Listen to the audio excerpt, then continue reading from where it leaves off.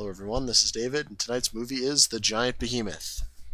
Now, Giant Behemoth is an interesting movie in that it's kind of a hybrid of stop motion and a puppet. But before we get into that, let's talk about the Giant Behemoth for a moment.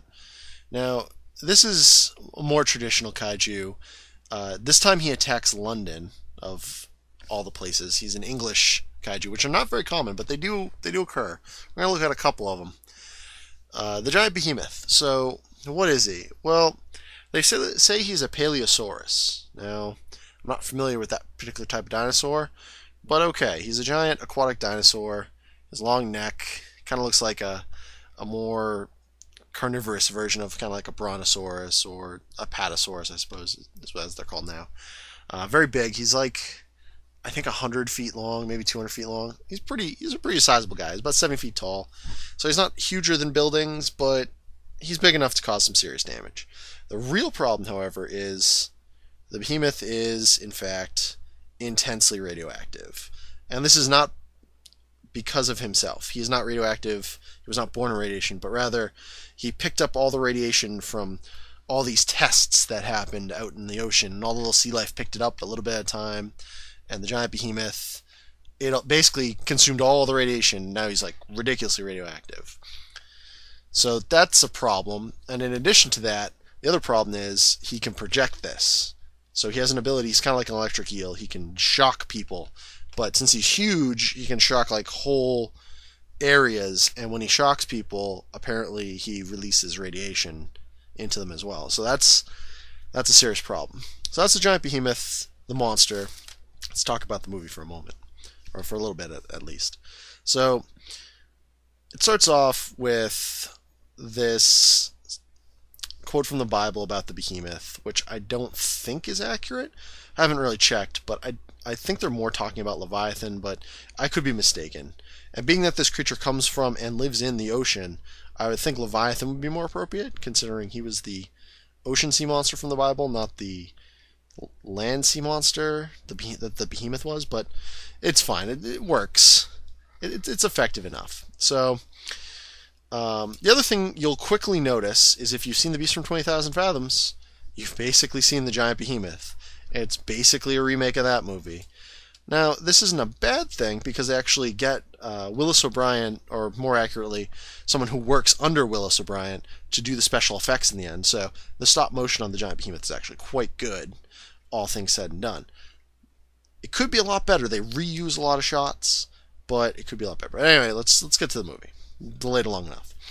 So it starts off, and this guy Carnes, he's a professor, scientist, if you will, and he's at this British symposium of some sort, and he's talking about radiation and how in the plankton the radiation is like 10,000 units above where it should be, and then in the fish it's like 50,000, and going up the food chain. So it's like the water's not radioactive, but there's a ton of radiation in the sea life, and that's not good.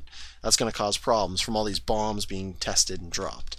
So they don't really buy it. They're like, okay, well, that's fair, but we're going to wait for some proof.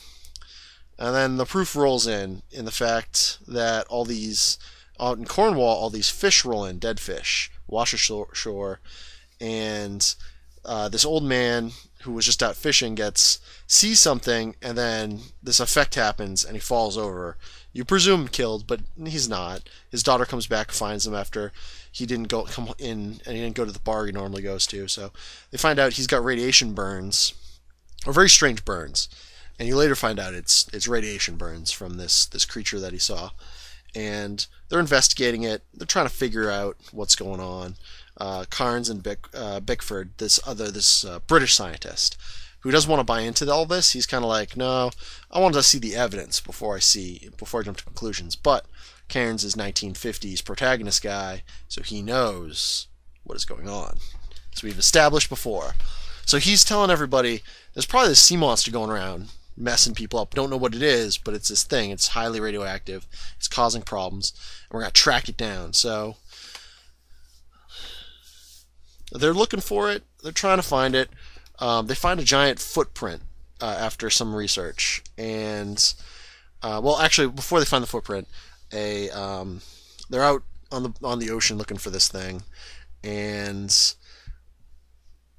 they get this reading and they see it at a distance. They see, you see something. You see like the head descending into water, and it doesn't look very good, but it gets better later on. So they go back and it swims away and they can't find it, and they get a radio transmission while they're out in this boat that brings them in, and there's been an attack on land, or no, not an attack on land. Sorry, getting ahead of myself.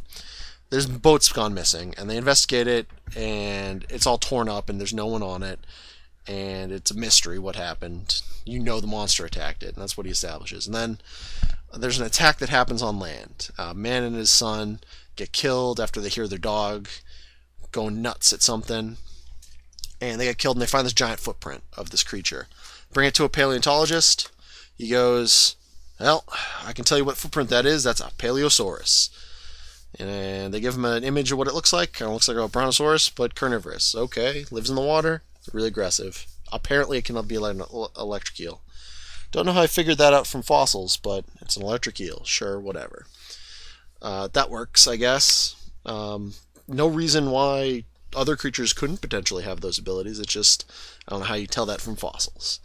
So, the two doctors, Carnes and Bickford, go to warn the government, and they're like, well, something's going on. You guys both signed off on it, so we're monitoring the sonar. Nothing can get in here without our knowledge. Turns out, like so many other monsters we look at, immune to detection via radar or sonar. This thing doesn't show up. However, the paleontologist is really excited, so he goes out in a helicopter and tries to find the thing. He finds it, but it electro-radiations him to death and blows up the helicopter with his associates, and they find out where it is. And it's coming in up the Thames, which is a problem because that's London right there. And they're like, nah, I can't get in. But nope, it's coming in. And it starts messing up ferry, and that's a problem. Kills a lot of people. And they go and try to figure out what to do about this thing. It goes back into the water. And they figure it's coming up this river because it's intensely radioactive. It's going to die. It's kind of like an elephant graveyard, but not for elephants, for giant electric dinosaurs. So that's a little weird, but okay, sure, I can get behind that concept. It's not the worst idea. So they come up with this idea to inject him with radon or radium. That's what it is. Radon's a gas. Radium, which I believe is not a real substance, but I could be entirely wrong on that. I don't know. It could certainly exist, but I've heard of radon. I haven't heard of radium. I'd have to check the periodic table, or maybe it's a compound, not a element. I don't know. But okay, so they're going to inject him with this stuff, and it'll accelerate the effects of his radiation and effectively kill him. All right, that's a sound idea, but how are you going to do it? Well, they're like, we could fire a missile at him, and they're like, nah, that would just explode him everywhere. What if we fire a torpedo at him? That'll work. So I don't know why a missile would work and a missile wouldn't work and a torpedo would. Seems a little strange, but it gets the job done. It comes on land. There's some really good stop motion. It wrecks a bunch of stuff, kills a bunch of people, goes back into the water, and they fire their torpedo at it. There's a big sub chase, kind of like the aircraft chase in the Giant Claw, and they shoot him down, and he dies from radiation poisoning. And everyone's celebrating. It's a good day. And then they get a report in off the radio as they're coming in that the entire eastern seaboard of the United States, dead fish are washing up, just like happened in Cornwall. So, maybe a lot more of these things coming ashore soon.